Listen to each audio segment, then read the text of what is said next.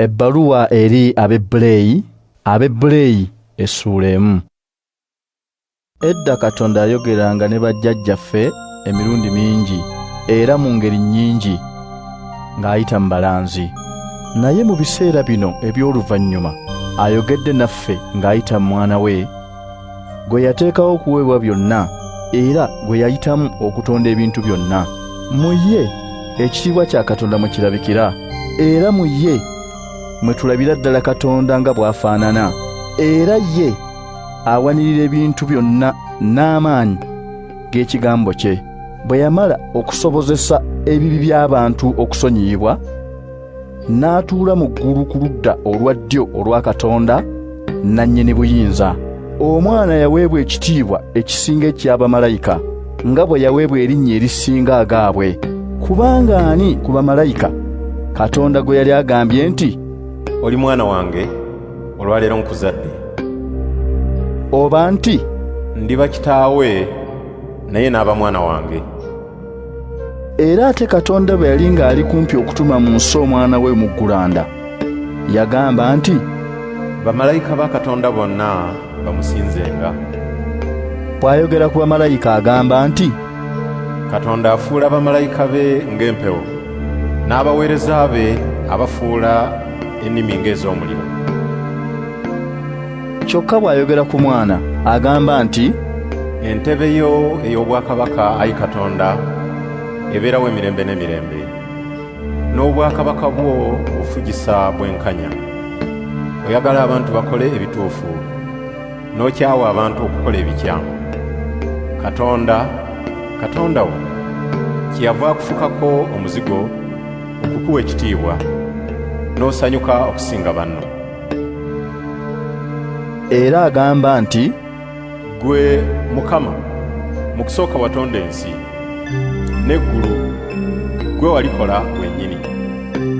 Byo biriggwaawo, naye gwe oli wa lubeerera. Byonna birikaddiwa ng'ekyambalo, olibizingako ng'omunagiro, era birikyusibwa ng'ekyambalo, naye gwe tokyukako, n'obulamu bwo tebulikoma. Kale ani ku bamalayika Katonda gwe yali agambye nti, tuula ku ludda lwange olwa ddyo, okutuusa lwe ndifuula abalabe bo ekirinnyibwako ebigere byo? Kale bamalayika bonna si gy'emyoyo egiweereza Katonda gy'atuma okuyamba abo ab'okulokolebwa? Abaebbulaniya essula 2. N'olwekyo kyetuva tuteekwa okunywerera ddala ku ebyo bye twawulira, si kulwa nga tubivaako, obanga ebyo ebyayogerwa bamalayika byakakasibwa nga bya mazima, era buli ataabigobereranga oba eyabijeemeranga yaweebwanga ekibonerezo ekimusaanira. Kale ffe tuliwona tutya ekibonerezo bwe tuligayaalirira obulokozi obukulu obwenkana awo? Obwo Mukama yennyini ye yasooka okubutegeeza abantu, era abo abaabuwulira ne batukakasa nga bwe buli obw'amazima. Ne Katonda yennyini n'akakasa ebigambo byabwe, ng'akola ebyewuunyo n'ebyamagero era n'eby'amaanyi ebitali bimu, era ng'agaba n'ebirabo bya Mwoyo Mutuukirivu nga bwe yayagala. Katonda teyaba bamalayika kufuga nsi gye twogerako egenda okubaawo, naye omu waliwo w'akakasiza mu byawandiikibwa ng'agamba nti, omuntu ataliiko bw'ali, lwaki omulowoozaako? Era omuntu obuntu, lwaki omulumirwa? Wamutonda n'abulako katono okwenkana bamalayika, wamutikkira engule y'ekitiibwa n'ettendo, n'omuwa okufuga ebintu byonna bye wakola. Ebintu byonna wabiteeka mu buyinza bwe. Bwe yassa ebintu byonna mu buyinza bwe, talina kintu na kimu ky'ataamuwa kufuga. Naye kaakano tetunnalaba nga byonna abifuga, wabula gwe tulaba ye Yesu. Olw'ekisa kya Katonda yakolebwa n'abulako katono okwenkana bamalayika, alyoke afiirire abantu bonna. Tumulaba ng'atikkiddwa engule ey'ekitiibwa n'ettendo olw'okufa kwe. Katonda yatonda ebintu byonna era abibeesaawo, yasiima okuleeta abaana be abangi mu kitiibwa. N'olwekyo yalaba nga kisaanye okutuukiriza omukulu w'obulokozi bwabwe ng'ayita mu kubonaabona, kubanga abo abatukuzibwa era n'oyo abatukuza bonna balina kitaabu omu. Era Yesu kyava takwatibwa nsonyi okubayita baganda be. Agamba nti, ndikumanyisa mu baganda bange, ndikutenderereza mu kuŋŋaaniro wakati. Era agamba nti, nja kwesiganga Katonda. Era yeyongera n'agamba nti, ndi wano n'abaana Katonda be yampa. Kale abo Yesu baayita abaana nga bwe bali abantu, naye yennyini yafuuka omuntu nga bo. Yakola bw'atyo alyoka asobola okufa, era mu kufa kwe azikirize Sitaani alina obuyinza ku kufa. Bw'atyo alyoka awe eddembe abo bonna abaali abaddu obulamu bwabwe bwonna olw'entiisa ey'okufa. Mazima bamalayika si be yajjirira okuyamba, wabula yajjirira kuyamba bazzukulu ba Abulahamu.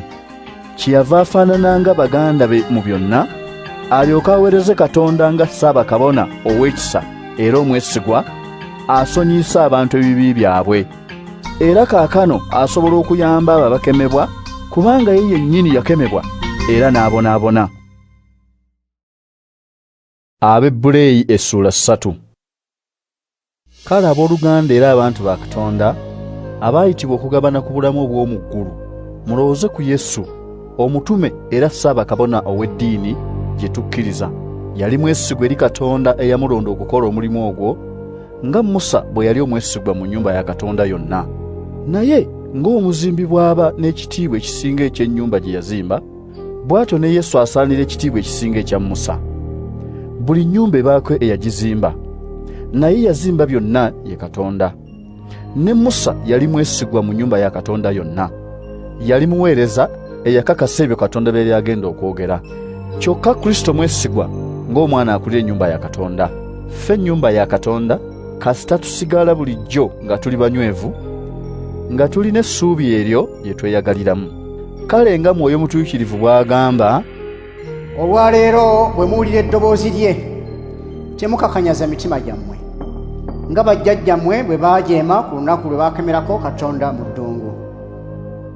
Eyo gye bankemera ne bangeza, ne balaba bye nakola mu myaka 40. Kyennava nsunguwalira abantu abo, ne ŋŋamba nti bulijjo baba bakyamu mu kulowooza kwabwe, tebamanyanga mateeka gange. Nasunguwala ne ndayira nti siribawa kiwummulo n'akatono. Kale abooluganda, mwegendereze waleme kubaawo n'omu ku mmwe aba n'omutima omukakanyavu era ogutakkiriza, n'ava ku Katonda nannyini bulamu. Mu kifo ky'okuva ku Katonda mubuuliriragane buli lunaku ng'olwaleero lukyaliwo. Waleme kubaawo n'omu ku mmwe obulimba bw'ekibi gwe bukakanyaza omutima, kubanga twafuuka abassa ekimu mu Kristo, kasita tunywereza ddala obwesige bwaffe bwe twatandika nabwo ne tubutuusa ku nkomerero. Ekyawandiikibwa kigamba nti, olwaleero bwe munaawulira eddoboozi lya Katonda, temukakanyaza mitima gyammwe, nga bajjajjammwe bwe beewaggula ku Katonda. Be baani abaawulira eddoboozi lya Katonda ne bamujeemera? Beebo bonna Musa be yakulembera n'abajja mu Misiri. Era be baani Katonda be yasunguwalira okumala emyaka 40? Be babaayonoona ne bafa, era emirambo gyabwe ne gisigala mu ddungu. Era be baani be yalayirira obutayingira mu kiwummulo kye? Be babaamujeemera. Kale tulaba nti baalemwa okuyingira lwa butakkiriza bwabwe. Abaebbulaniya essula 4. Ekyo Katonda kye yatusuubiza eky'okuyingira mu kiwummulo kye kikyaliwo. Kale tutye, si kulwa nga wabaawo ku mmwe alema okuyingira mu kiwummulo ekyo. Naffe twawulira amawulire amalungi nga nabo bwe baagawulira, naye bye baawulira tebyabagasa, kubanga bwe baabiwulira tebaabikkiriza. Ffe abakkiriza, ffe tuyingira mu kiwummulo ekyo nga Katonda bwe yagamba nti, nasunguwala ne ndayira nti siribawa kiwummulo n'akatono. Kino yakyogera newankubadde ng'emirimu gye gyaggwa bwe yamala okutonda ensi. Olunaku olw'omusanvu lulina we lwogerwako, awagamba nti, Katonda n'awummula emirimu gye gyonna ku lunaku olw'omusanvu. kino era kyogerwako nti siribawa kiwummulo n'akatono. abo abaasooka okuwulira amawulire amalungi tebaayingira mu kiwummulo ekyo olw'obutakkiriza bwabwe. N'olwekyo waliwo abalala abakkirizibwa okuyingira. Ekyo kiri bwe kityo kubanga Katonda yateekawo olunaku oluyitibwa leero. Nga wayiseewo emyaka mingi, Katonda alwogerako ng'ayita mu Dawudi, nga bwe twagambye waggulu nti, leero bwe munaawulira eddoboozi lya Katonda temukakanyaza mitima gyammwe. Singa Yesu yabatuusa mu kiwummulo, oluvannyuma Katonda teyandyogedde ku lunaku lulala. N'olwekyo abantu ba Katonda bakyalinawo ekiwummulo eky'oku lunaku olw'omusanvu, kubanga buli muntu Katonda gaawe ekiwummulo awummula emirimu gye nga Katonda bwe yawummula egigye. Kale tufubenga okufuna ekiwummulo ekyo, waleme kubaawo alemwa kuyingira olw'okujeema nga bali. Ekigambo kya Katonda kiramu era kikola, era kyoja okusinga ekitala ekirina obwogi ku njuyi zaakyo zombi. Kiyingirira ddala munda ne kituuka n'okwawula omutima n'omwoyo, ennyingo n'obusomyo, era kyekenneenya ebirowoozo n'okufumiitiriza okw'omutima. Tewali kitonde na kimu kiyinza kwekweka Katonda. Ebintu byonna byeruliddwa era birabibwa Katonda, era oyo gwe tugenda okuwoleza. Kale tunywereze ddala okukkiriza kwaffe kwe twatula, kubanga tulina Ssaabakabona omukulu bw'atyo, Yesu omwana wa Katonda, eyayingirira ddala eri Katonda. Ssaabakabona gwe tulina alumirwamu naffe mu bunafu bwaffe, kubanga mu byonna yakemebwa nga ffe bwe tukemebwa, kyokka n'atakola kibi. Kale tugume okusembera entebe ya Katonda nannyini kisa, alyoka atusaasire era atukwatirwe ekisa buli lwe tuba twetaaga okuyambibwa. Abaebbulaniya essula 5. Buli Ssaabakabona alondebwa mu bantu n'ateekebwawo okuweereza Katonda ku lwabwe. Awaayo ebirabo n'ebitambiro eri Katonda olw'ebibi byabwe. Asobola okukwata empola abo abatamanyi n'abawaba, kubanga naye yennyini munafu mu bintu bingi. Era olw'obunafu obwo ateekwa okuwaayo ebitambiro olw'ebibi bye, nga bw'awaayo olw'ebibi by'abantu abalala. Tewali ayinza kwewa kitiibwa ekyo okuggyako oyo Katonda gw'ayise, nga Alooni bwe yayitibwa. Bw'atyo ne Kristo teyeewa yekka kitiibwa kya bwa Ssaabakabona, wabula kyamuweebwa Katonda eyamugamba nti, oli mwana wange, olwaleero nkuzadde. Era awalala Katonda agamba nti, gw'oli kabona emirembe gyonna mu lubu lwa Merikizedeki. Yesu mu bulamu bwe obw'oku nsi, mu ddoboozi ery'omwanguka ne mu maziga, yeegayirira n'asaba Katonda eyalina obuyinza okumuwonya okufa. Era yawulirwa kubanga yassangamu Katonda ekitiibwa. Newaakubadde nga yali mwana wa Katonda, yayiga obuwulize ng'abuyigira mu ebyo bye yabonaabonamu. Bwe yamala okutuukirira, n'afuuka ensulo ey'obulokozi obutaggwaawo eri abo bonna abamugondera. Era Katonda n'amufuula Ssaabakabona mu lubu lwa Merikizedeki. Tulina bingi eby'okwogera ku ekyo, era ebizibu okubannyonnyola, kubanga mutegeera mpola. Kuba newankubadde kaakano mwandibadde muli bayigiriza, naye era mukyetaaga okubayigiriza ebisookerwako mu kuyiga ekigambo kya Katonda. Era mukyasaanira mata, so si mmere enkalubo. Buli akyasaanira amata aba akyali mwana muto, atayawula kituufu na kikyamu. Naye emmere enkalubo y'abantu bakulu amaze okuyiga ne bamanya okwawula ekirungi n'ekibi. Abaebbulaniya essula 6. Kale katuleke ebyo ebisookerwako mu kunnyonnyola ku Kristo, tweyongere mu maaso okuyiga ebisingawo era eby'ekikulu mu kumukkiriza. Twabayigiriza dda ebigambo ebiringa omusingi, era tetwetaaga kubiddamu.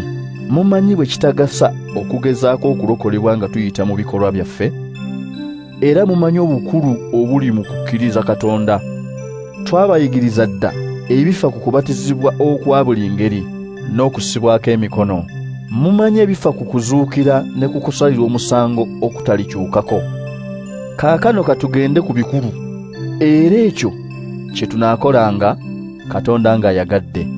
Kubanga baba bamala okufuna ekitangaala kya Katonda ate ne bakivaamu, tekiyinzika kubakomyawo mu kwenenya. Baalega ku kirabo eky'omu ggulu ne bafuna mwoyo mutuukirivu. Baamanya obulungi bw'ekigambo kya Katonda era n'amaanyi ag'emirembe egigenda okujja. Ate kaakano baddamu okukomerera ku musaalaba Omwana wa Katonda era ne bamuswaza mu lwatu. Ettaka erinywa enkuba eritonnyako emirundi emingi ne likuza ebimera abalirima bye beetaaga, Katonda aliwo omukisa. Naye bwe likuza amaggwa n'omuddo liba terikyagasa era nga lirindidde kuvumirirwa na kuzikirizibwa muliro. Naye abaagalwa, newankubadde nga twogera bwe tutyo, mmwe tetubabuusabuusaamu. Tumanyi nti muli bulungi era muli mu kkubo eritutuusa mu kulokolebwa, kubanga Katonda mwenkanya tayinza kwerabira mulimu gwe mwakola n'okwagala kwe mwamulaga mu buyambi bwe mwawa era bwe muwa abantu be. Era twagala nno buli omu mu mmwe okulaganga obunyiikivu obwo okutuusa ku nkomerero lwe mulifuna kye musuubira. Tetwagala mube bagayaavu, wabula mubenga abo abakkiriza era abagumiikiriza ne bafuna ebyasuubizibwa. Katonda bwe yasuubiza Abulahamu yeerayirira yekka, kubanga tewaaliwo amusinga bukulu gw'ayinza kulayirira. Yagamba nti, mazima ndikuwa omukisa n'enjaza ezzadde lyo. Abulahamu yagumiikiriza, bw'atyo n'afuna Katonda kye yamusuubiza. Abantu balayira oyo abasinga obukulu era ekirayiro bwe bukakafu obusalawo empaka zaabwe zonna. Katonda kyeyava alayira akakase bye yasuubiza. Yayagala okukakasiza ddala abo abalifuna ebyasuubizibwa nti bye yasuubiza talibikyusa. Katonda yakola ebintu bibiri ebitajjulukuka era byatayinza kulimbiramu. Yasuubiza era n'alayira. N'olwekyo ffe abadduka okunoonya obubudamu mu ye tuddamu nnyo amaanyi ne tunyweza essuubi lye tuluubirira. Essuubi eryo lye linywereza ddala emitima gyaffe ng'ennanga bw'enyweza eryato, era liyingirira ddala mu kifo ekitukuvu ekiri emabega w'olutimbe Yesu gye yatusooka okuyingira ku lwaffe ng'afuuse ssaabakabona mu lubu lwa Merikizedeki. Abaebbulaniya essuula 7. Merikizedeki oyo yali kabaka wa Salemu era kabona wa Katonda atenkanika. Abulahamu bwe yali ng'ava mu lutalo mwe yattira bakabaka, Merikizedeki n'amusisinkana era n'amuwa omukisa. Abulahamu n'aba Merikizedeki oyo ekitundu ekimu eky'ekkumi ekya byonna bye yanyaga. Okusooka erinnya Merikizedeki litegeeza kabaka ow'emirembe. Ebimwogerako tebyogera ku kitaawe wadde nnyina wadde bajjajjaabe, era tebyogera na ku lunaku lwe yazaalirwako wadde lwe yafiirako. Afaananirizibwa n'Omwana wa Katonda aba kabona ow'olubeerera. Kale mulabe ng'omuntu oyo bwe yali omukulu, Abulahamu jjajjaffe omukulu yamuwa ekitundu ekimu eky'ekkumi eky'ebyo bye yanyaga. Bazzukulu ba Leevi abaaweebwa obwakabona, amateeka gabalagira okusolooza ku bantu ekitundu ekimu eky'ekkumi, newankubadde ng'abantu abo baganda baabwe, kwe kugamba nabo bazzukulu ba Abulahamu. Merikizedeki si muzzukulu wa Leevi, kyokka yajja ku Abulahamu ekitundu ekimu eky'ekkumi era n'amuwa omukisa, so nga Abulahamu ye yasuubizibwa. Tewali kubuusabuusa, omukulu yaawa omuto omukisa. Bwe twogera ku bakabona, ekitundu ekimu eky'ekkumi kifunibwa abantu abafa, naye ku Merikizedeki kifunibwa oyo akakasibwa ebyawandiikibwa nti mulamu. Oyinza okugamba nti Leevi yennyini aweebwa ekitundu ekimu eky'ekkumi, naye yakiweerayo mu Abulahamu kubanga yali ng'akyali mu ntumbwe za jjajjaawe Abulahamu Merikizedeki bwe yamusisinkana. Amateeka gaayobwa abantu ba Isirayiri nga geesigamye ku bwakabona bw'Abaleevi. Kale singa omulimu gw'abakabona Abaleevi gwali gutuukiridde, tewandyetaagiddwawo kabona mulala okujja nga bwa lubu lwa Merikizedeki olutali lwa Alooni. Obwakabona bwe bukyusibwa era n'amateeka tegalema kukyusibwa Mukama waffe ayogerwako ebigambo ebyo wa mu kika kirala omutavanga muntu n'omu kuweereza nga kabona. Kimanyiddwa nti yava mu kika kya Yuda, Musa kyatayogerangako nti kirivaamu bakabona. Ebyo byeyongera okutegeerekeka bwe wasitukawo kabona omulala alinga Melikizedeki ataalondebwa kusinziira ku mateeka n'ebiragiro ebifuga abantu, wabula ku buyinza bw'obulamu obutakoma. Oyo ayogerwako nti oli kabona emirembe gyonna mu lubu lwa Melikizedeki. Ekiragiro ekyasooka kyadibizibwa olw'obunafu n'obutagasa bwakyo, kubanga amateeka tegaliiko kye gatuukiriza. Kaakano kyewava waleetebwawo essuubi erisingawo erituleetera okusemberera Katonda, era kino tekyakolebwa watali kirayiro.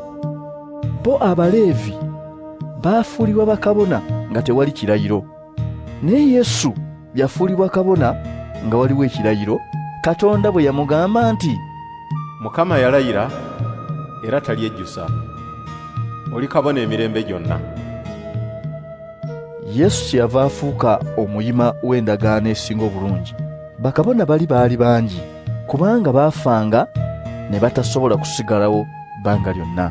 Ne Yesu nga bw'ali omulamu emirembe gyonna, obwakabona bwe bwalubeerera. Kyava ayinza bulijjo okulokola abo abajja eri Katonda nga bayita mu ye, kubanga abeera mulamu ennaku zonna okubawolerezanga. N'olwekyo Ssaabakabona ng'oyo omutuukirivu, ataliiko kisobyo, ataliiko bbala, atabalirwa mu babi, era eyagulumizibwa okukira eggulu, ye yatusaanira. Talinga bassaabakabona abalala, teyeetaaga kuwaayo buli lunaku bitambiro okusooka olw'ebibi bye n'oluvannyuma olw'ebibi by'abalala. Yawaayo ekitambiro omulundi gumu bwe yeewaayo ye yennyini. Amateeka be galonda okuba bassaabakabona bantu buntu abalina obunafu, naye ekigambo ky'ekirayiro kya Katonda ekyaddirira amateeka kyalonda mwana omutuukirivu emirembe gyonna. Abaebbulaniya essula 8. Ekigambo ekikulu mu bye twogedde kye kino: Ssaabakabona gwe tulina bw'atyo bwe yenkana, era atudde ku ludda olwa ddyo olw'entebe ey'obwakabaka eya nannyini buyinza mu ggulu. Aweereza nga Ssaabakabona mu kifo ekitukuvu era mu weema yennyini etaateekebwawo muntu wabula Mukama. Buli Ssaabakabona ateekebwawo okuwaayo ebirabo n'ebitambiro eri Katonda, ne Ssaabakabona waffe kyava agwanira okubaako ne kyawaayo. Kale singa yali ku nsi teyandibadde kabona n'akatono, kubanga waliwo bakabona abaawaayo ebirabo ng'amateeka bwe galagira. Kye baakola kifaananako bufaananyi era kisiikirize ky'ebyo ebikolebwa mu ggulu. Ne ku Musa bwe kyali, bwe yali ng'agenda okukola eweema, Katonda yamulagira nti, byonna bikole ng'ogoberera ekyakulagibwa ku lusozi. Naye kaakano omulimu Yesu gwe yaweebwa gusinga nnyo ogw'abali obukulu, kubanga n'endagaano gy'alimu ng'omutabaganya yesinga obulungi, n'ebisuubizo kwenyweredde bye bisinga obulungi. Singa endagaano eyasooka teyaliiko kyenenyezebwamu, tewandibaddewo kyetaagisa yakubiri. Naye Katonda ayogera ng'anenya abantu be nti, Mukama agamba nti, ekiseera kirituuka ne nkola endagaano empya n'abantu ba Isirayiri era n'ekika kya Yuda.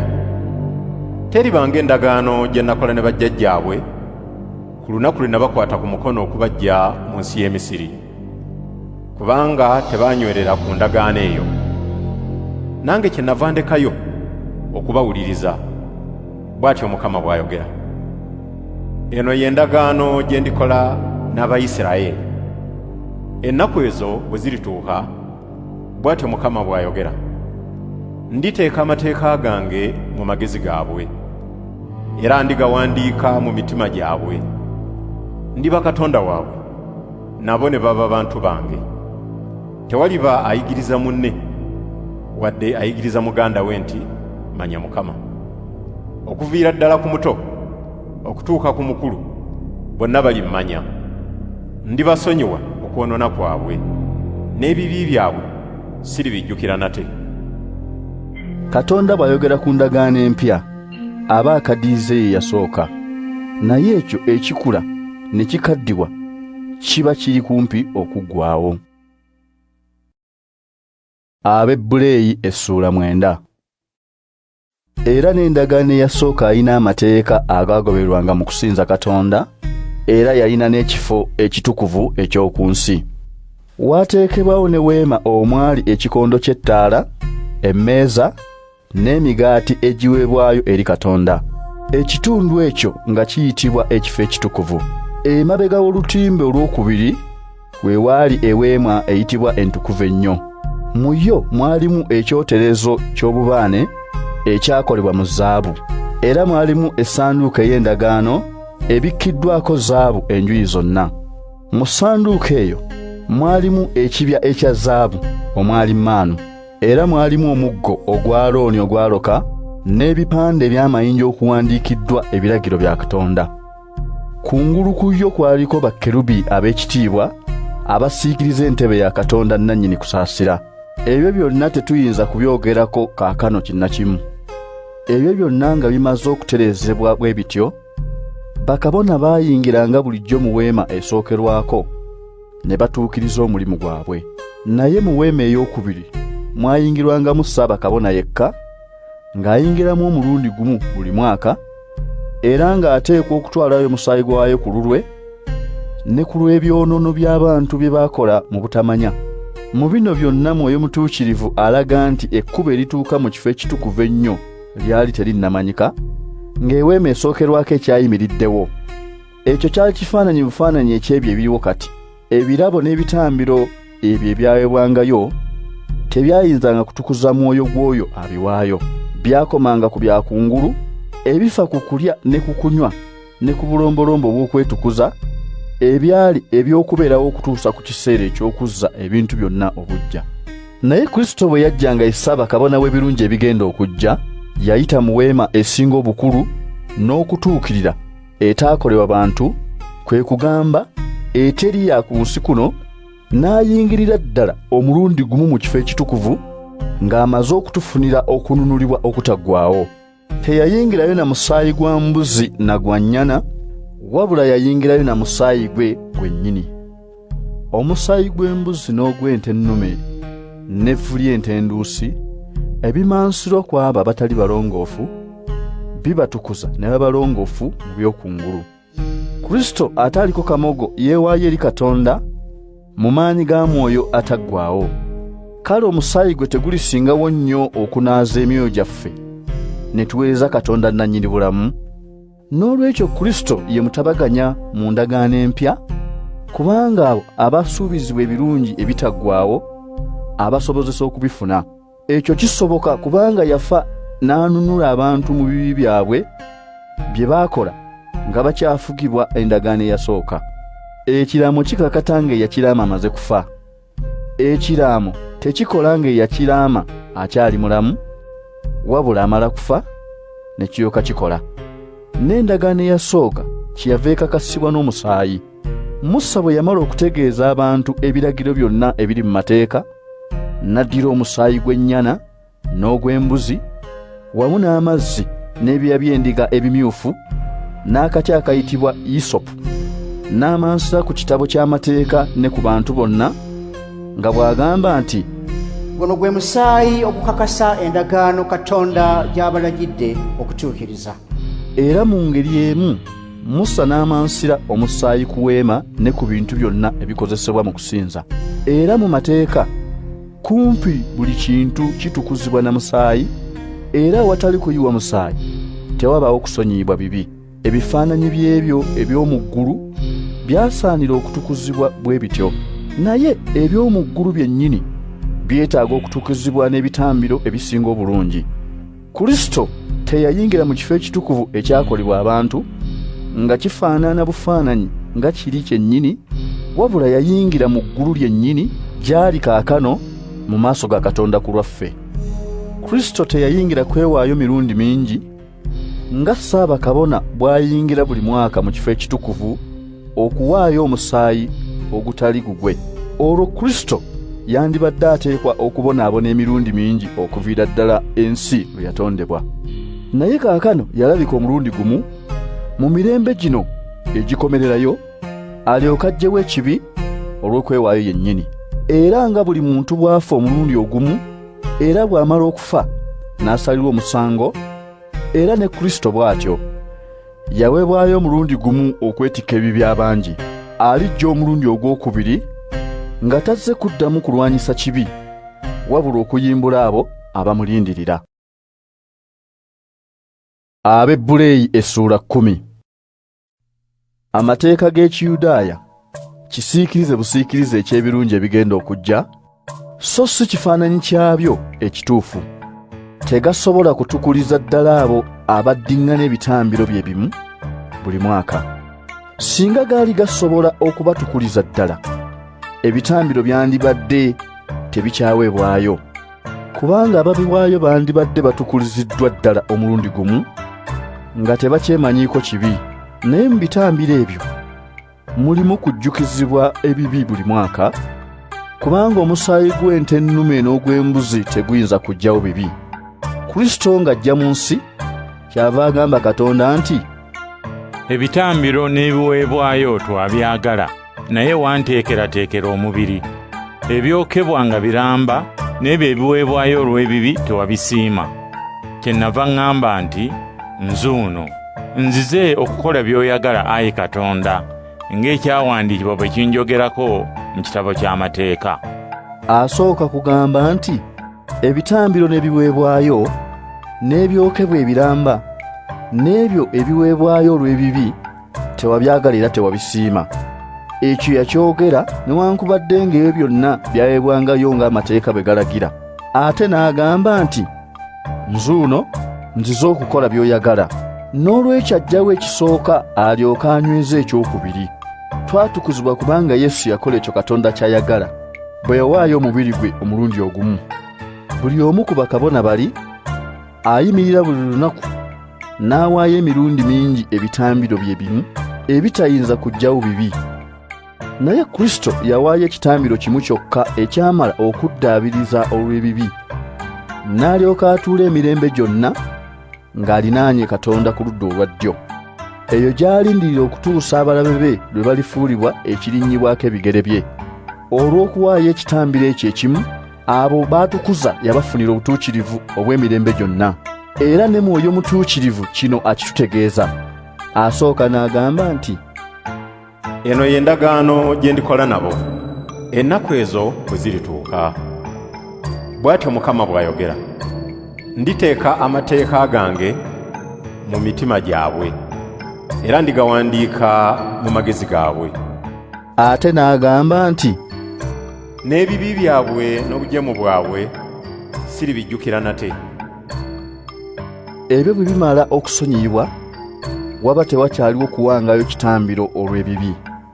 Kale abooluganda, kaakano tuyinza okuyingira mu kifo ekitukuvu nga tetulina kutya, kubanga Kristo yafa ku lwaffe, n'atuggulirawo ekkubo erijja era eddamu eriyita mu lutimbe, gwe mubiri gwe.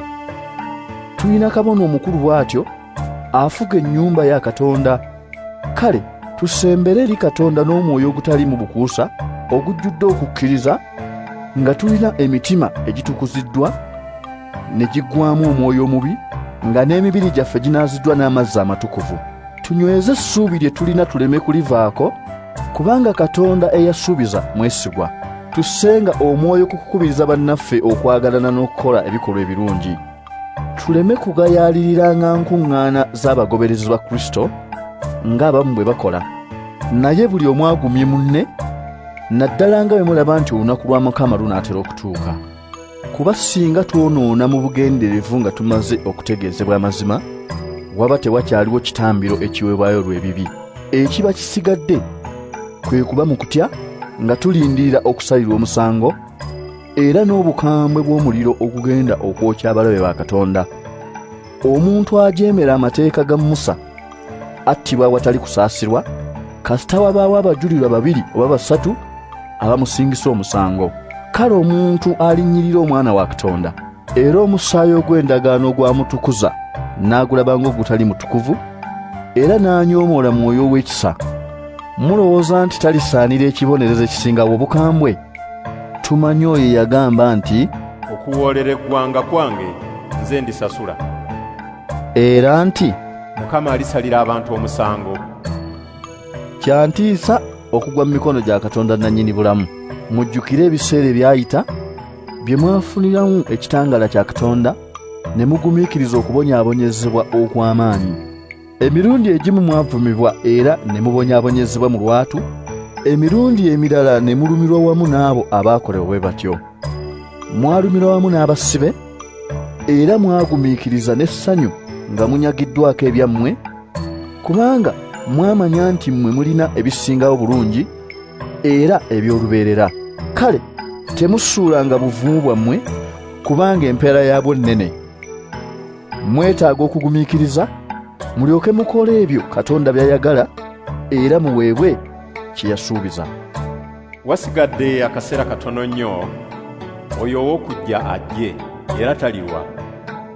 Omutuukirivu wange anaabeeranga mulamu lwa kukkiriza. Kyokka bw'addayo emabega sirimusaasira. Naye ffe tetulimu abo abadde emabega ne bazikirira, wabula tulimu abo abakkiriza ne balokolebwa. Abaebbulaniya essuula 11. Okukkiriza kitegeeza okukakasa nti ebyo ebisuubirwa tulibifuna era bwe tutabuusabuusa mu ebyo bye tutalaba. Okukkiriza kwe kwaleetera abantu ab'edda okusiimibwa Katonda. Okukkiriza kwe kutusobozesa okutegeera nti ebintu byonna byakolebwa kigambo kya Katonda, ebirabika kye byava bikolebwa nga bijjibwa mu bitalabika. Okukkiriza kwe kwaleetera Abeeri okuwaayo eri Katonda ekitambiro ekirungi okusinga ekya Kayini, ne kikakasa nti Abeeri mutuukirivu kubanga Katonda yasiima ebirabo bye. Era olw'okukkiriza kwe, newankubadde yafa, akyayogera. Okukkiriza kwe kwaleetera Enoko okutwalibwa eri Katonda nga tamaze kufa. Era oluvannyuma tewali yamulabako, kubanga Katonda yamutwala. Ekyo kyaba bwe kityo kubanga bwe yali nga tannatwalibwa, kyakakasibwa nti yasanyusa Katonda. Tewali ayinza kusanyusa Katonda watali kukkiriza, kubanga ajja eri Katonda ateekwa okukkiriza nti Katonda waali era nti agabira empeera abo abamunoonya. Noowa bwe yalabulwa Katonda ku byali bitannalabika, okukkiriza kwe kwamusobozesa okuwulira Katonda n'azimba eryato okuwonya amaka ge. Bw'atyo yasalira ensi omusango n'afuna obutuukirivu obuleetebwa okukkiriza. Okukkiriza kwe kwaleetera Abulahamu okuwulira Katonda bwe yamuyita ave ewaabwe alage mu nsi gye yali agenda okuweebwa. Bw'atyo n'agenda nga tamanyi gy'alaga. Era okukkiriza kwe kwamuleetera okubeera mu nsi eyamusuubizibwa, n'agibeeramu ng'eringa etaliiye, ng'asula mu weema wamu ne Isaaka ne Yakobo n'abo Katonda be yasuubiza ekintu kye kimu ekyo. Abulahamu yalindirira ekibuga Katonda kye yategeka era kye yazimba ekirina emisingi emigumu. Okukkiriza kwe kwasobozesa Saala okuba olubuto newankubadde nga yali akaddiye. Yakkiriza nti Katonda eyamusuubiza mwesigwa. N'olwekyo omuntu oyo omu, Abulahamu, newankubadde yali ng'afudde, yasibukamu abazzukulu bangi ng'emmunyeenye ez'oku ggulu era ng'omusenyu oguli ku lubalama lw'ennyanja ogutabalika. Abo bonna abaafiira mu kukkiriza nga tebannafuna ebyo Katonda bye yasuubiza, wabula nga babirengerera wala ne babyaniriza nga bakakasa nti bagenyi era bayise ku nsi kuno. Abo aboogera bwe batyo balaga nti waliwo awalala gye basuubira okusanga obutaka bwabwe, era singa bajulirira ensi gye baavaamu bandisobodde okuddayo. Naye kaakano beegomba obutaka obusinga obulungi bwe bw'omu ggulu. Katonda kyava takwatibwa nsonyi kuyitibwa Katonda waabwe, kubanga yabateekerateekera ekibuga. Abulahamu, Katonda gwe yali asuubiza, bwe yagezebwa, okukkiriza kwe kwamusobozesa okuwaayo Isaaka, omwana omu yekka, ab'ekitambiro. Katonda yali amugambye nti, mu Isaaka mwolifunira abazzukulu. Abulahamu yamanya nti Katonda ayinza okuzuukiza abafu. Ne Katonda kyeyava amuddiza Isaaka ng'ali ng'avudde mu bafu. Okukkiriza kwe kwasobozesa Isaaka okusabira Yakobo ne Esawu omukisa mu ebyo ebyali bigenda okujja. Yakobo bwe yali ng'anaatera okufa, okukkiriza kwe kwamusobozesa okusabira abaana ba Yosefu omukisa kinnoomu, n'akutama ku muggo gwe n'asinza Katonda. Yosefu bwe yali ng'anaatera okufa, okukkiriza kwe kwamusobozesa okwogera nti Abayisirayiri baliva mu Misiri, era n'alagira ebirikolebwa ku magumba ge. Musa bwe yazaalibwa, okukkiriza kwe kwaleetera bazadde be okumukwekera emyezi 3. Baalaba nga mwana mulungi ne batatya kuwakanya kiragiro kya kabaka. Musa bwe yakula, okukkiriza kwe kwamusobozesa okugaana okuyitibwa omwana wa muwala wa Falaawo. Yasiima okubonerabonera awamu n'abantu ba Katonda, okusinga okuba mu ssanyu ery'ekibi eriggwaawo amangu. Yalaba nti okuvumibwa olwa Kristo kusingira ddala wala obugagga bw'e Misiri, kubanga yamanya empeera gy'aliweebwa. Okukkiriza kwe kwasobozesa Musa okuva e Misiri, n'atatya busungu bwa kabaka, kubanga yanywera ng'ali ng'alaba Katonda atalabika. Okukkiriza kwe kwamusobozesa okuteekawo embaga ejjukirirwako okuyitako, n'amansira omusaayi, omuzikiriza aleme kutta baggulanda ba Isirayiri. Okukkiriza kwe kwasobozesa Abayisirayiri okuyita mu nnyanja emyufu ng'abayita ku lukalu, naye Abamisiri bwe baakigezaako, amazzi ne gabasaanyaawo. Okukkiriza kwe kwaleetera ebisenge by'ekibuga Yeriko okugwa, nga bimaze ennaku 7 nga byetoololwa Abayisirayiri.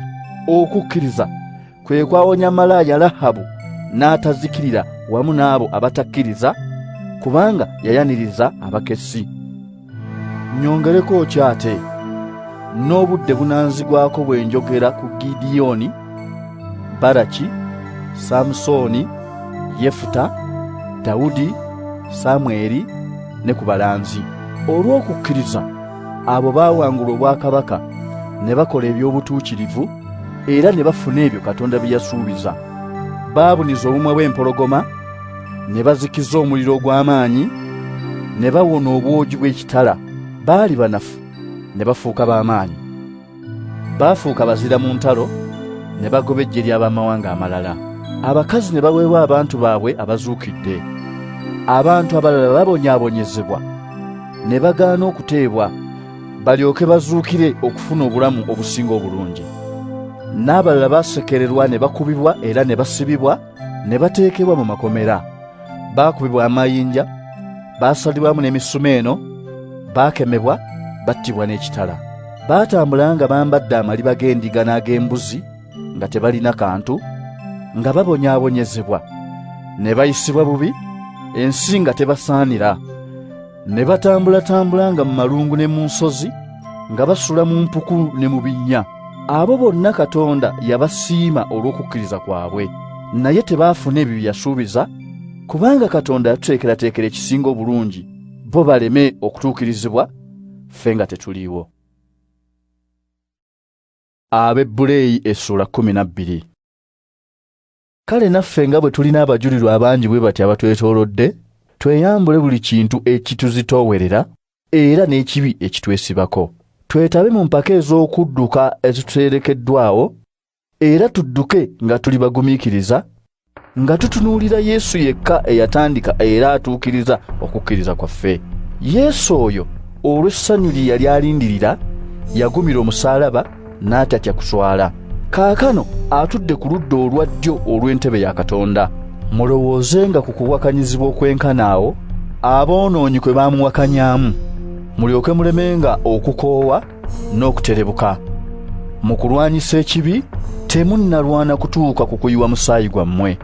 Mwerabidde ebigambo ebibabulirwa Katonda ng'ayogera nammwe ng'abaana, agamba nti, mwana wange, togayanga kukangavvula kwa Mukama, era toddiriranga bwakunenyanga, kubanga oyo Mukama gw'ayagala amukangavvula, era abonereza buli gw'ayita omwana we.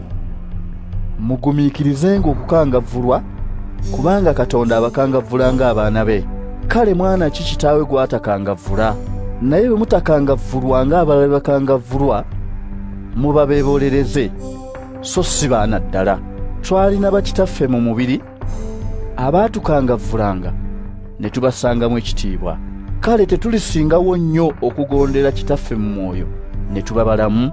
Bakitaffe abo baatukangavvuliranga ekiseera kitono olw'ebyo bye baayagalanga. Kyokka Katonda atukangavvula olw'okutugasa tulyoke tugabane ku butukuvu bwe. Bwe tuba tukangavvulwa, mu kiseera ekyo kukangavvulwa kufaanana ng'okutaleeta ssanyu wabula obulumi. Naye oluvannyuma abo abagunjulwa okukangavvulwa okwo bafuna eddembe n'obutuukirivu. Kale muyimuse emikono gyammwe egiragaya, munyweze amavivi gammwe agajugumira, mutambulirenga mu makubo amagolokofu, awenyera aleme kulemala wabula awone.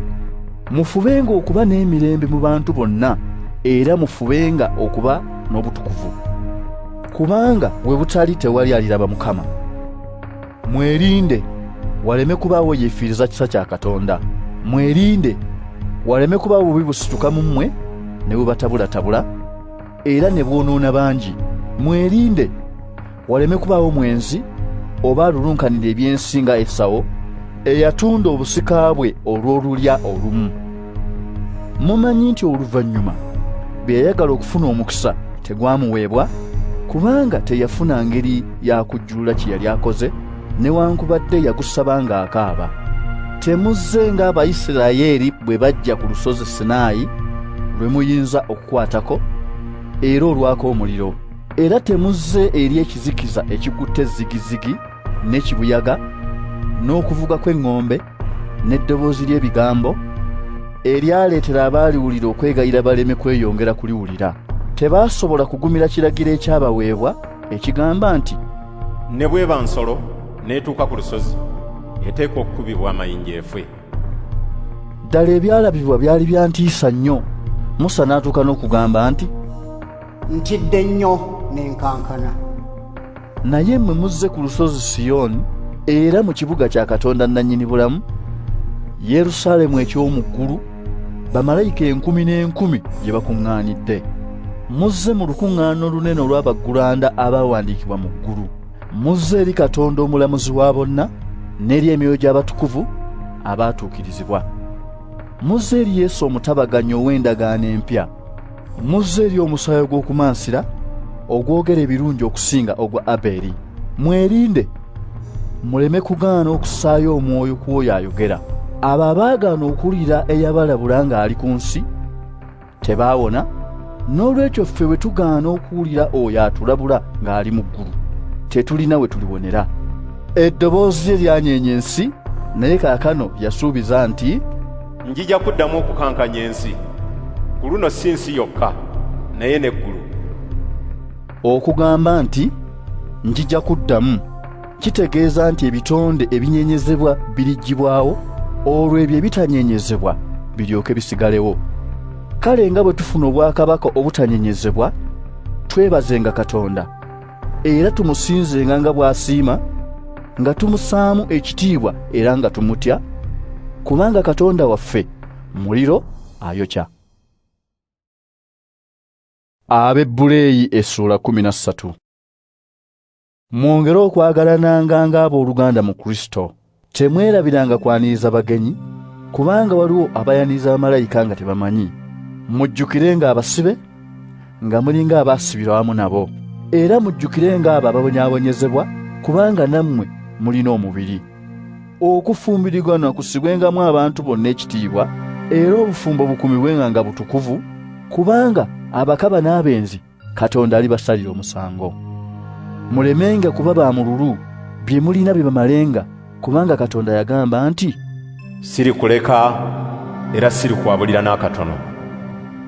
Kyetuva twogera n'obwesige nti, Mukama ye mubeezi wange, siityenga. Omuntu ayinza kunkola ki? Mujjukire abakulembeze bammwe ababategeeza ekigambo kya Katonda. Mwetegereze ebyo bye baayitamu mu bulamu bwabwe, mugoberere okukkiriza kwabwe. Yesu Kristo nga bwe yali jjo, bw'ali ne leero, era bw'aliba emirembe n'emirembe. Mulemenga kuwubisibwa kuyigiriza okutali kumu abantu kwe baleetereza. Kirungi okuba n'omutima ogunyweredde ku kisa kya Katonda, so si ku bulombolombo bwa byakulya obutagasa abo ababugoberera. Tulina alutaali ababaweereza mu weema gye batakkirizibwa kuliirako. Ssaabakabona atwala omusaayi gw'ensolo mu kifo ekitukuvu n'aguwaayo olw'ebibi, naye zo ne zookerwa ebweru w'olusiisira. Ne Yesu kyeyava abonaabonera ebweru wa wankaaki w'ekibuga alyoke atukuze abantu n'omusaayi gwe. Kale tufulume tugende gy'ali ebweru w'olusiisira tuswale wamu naye, kubanga ku nsi kuno tetulinaako kibuga kya lubeerera, wabula tunoonya ekyo ekigenda okujja. Kale tuweeyo eri Katonda ekitambiro eky'okumutenda nga tukiyisa mu Yesu, nga twatula erinnya lye n'emimwa gyaffe. Era temwerabiranga okukola obulungi n'okuyambagana. Ebyo bye bitambiro ebisanyusa Katonda. Muwulirenga abakulembeze bammwe era mubagonderenga, kubanga be balabirira emyoyo gyammwe nga baakugibuuzibwa. Mubasobozesa okukikolanga n'essanyu, so si na buwaze, kubanga ekyo tekiribaako kye kigasa mmwe. Mutusabirenga, kubanga tumanyi nti tulina omwoyo omulungi era twagala okukola obulungi mu buli kimu. Era mbeegayirira okunsabiranga ennyo ndyoke nkomezebewo mangu gye muli. Kale Katonda ow'emirembe eyazuukiza Mukama waffe Yesu, omusumba w'endiga omukulu olw'endagaano etaggwaawo, eyanywezebwa n'omusaayi gwe, abaye buli kirungi kyonna mulyoke mukolenga by'ayagala. Katonda oyo akolere mu ffe by'asiima, ng'abiyisa mu Yesu Kristo, asaanidde okuweebwa ekitiibwa emirembe n'emirembe. Amiina. Abooluganda, mbasaba mugumiikirize bye mbabuuliridde, kubanga ebbaluwa eno gye mbawandiikidde si mpanvu. Mbategeeza nti muganda waffe Timoteewo yateebwa, era bw'alijja amangu aliba wamu nange lwe ndibalaba mmwe. Mulamuse abakulembeze bammwe bonna n'abantu ba Katonda bonna. Ab'omu Italiya babalamusizza. Katonda abakwatirwenga ekisa mmwe mwenna. Amiina.